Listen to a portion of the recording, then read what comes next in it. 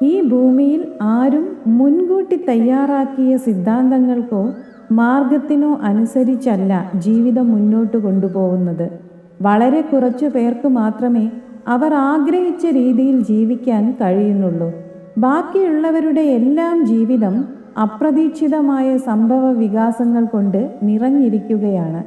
എവിടെയോ തുടങ്ങി ഏതൊക്കെയോ വഴികളിലൂടെ എങ്ങോട്ടോ പോയിക്കൊണ്ടിരിക്കുകയാണ്. ഭാവി എന്നതിനെപ്പറ്റി ആർക്കും അറിയില്ല.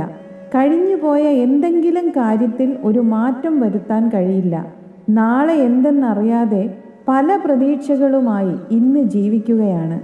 ആ പ്രതീക്ഷകൾ അസ്ഥാനത്താണോ, നടന്നാൽ നല്ലതായിരിക്കുമോ എന്നും അറിയില്ല. അപ്രതീക്ഷിതമായി പലതും നടക്കുന്നു. അങ്ങനെ നോക്കിയാൽ ദുർഗ്രഹമായ ഒരു പ്രതിഭാസമാണ് ജീവിതം. അദൃശ്യമായ ഒരു ശക്തി നമ്മുടെ പിറകെ തന്നെയുണ്ട്.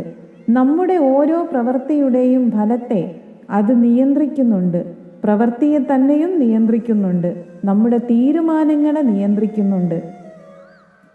ഒരു സ്ഥലത്തേക്ക് പോവാൻ ശരിയായ സമയത്തിറങ്ങിയാൽ പോലും വണ്ടി വൈകിയോ പ്രതികൂല കാലാവസ്ഥ കാരണമോ വഴിയിലെ എന്തെങ്കിലും കാരണങ്ങൾ കാരണമോ നമ്മൾ ഉദ്ദേശിച്ച സ്ഥലത്ത് ഉദ്ദേശിച്ച സമയത്ത് എത്താൻ കഴിയുന്നില്ല. നമ്മുടെ തീരുമാനങ്ങൾ അനുസരിച്ചാണ് എല്ലാം നടക്കുന്നത് എങ്കിൽ നമ്മൾ ആഗ്രഹിച്ചതെല്ലാം നടക്കണം. അതുമാത്രമല്ല, അങ്ങനെ വന്നാൽ എല്ലാവരും ആഗ്രഹിക്കുന്നതും പരിശ്രമിക്കുന്നതുമായ എല്ലാ കാര്യങ്ങളും നടക്കണം.